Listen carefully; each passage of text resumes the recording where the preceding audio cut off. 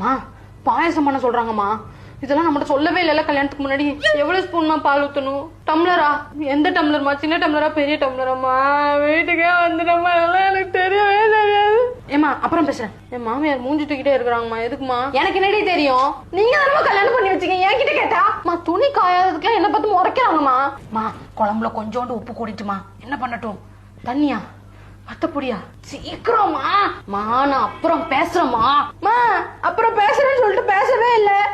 கல்யாணம் முடிச்ச கையோட என்ன எல்லாரும் கை கையில விட்டுட்டீங்கல்ல, என்ன மறந்துட்டீங்கல்ல. கேரட் சின்னதா வெட்டணுமா பெருசா வெட்டணுமாமா? எதுக்கா? சாப்பிடுதாமா? இருங்கம்மா கேட்டு வரேன். அம்மா நான் எப்ப நம்ம வீட்டுக்கு வருவேன்? நீங்க சொல்றத பார்த்தா என்ன இங்கே இருக்க சொல்வீங்க போலயே. எனக்கு ஒரே ஃப்ரஸ்ட்ரேஷனா இருக்குமா. நீங்க இருக்கிறவங்கள பார்த்தாலே டென்ஷன் ஆகுதுமா.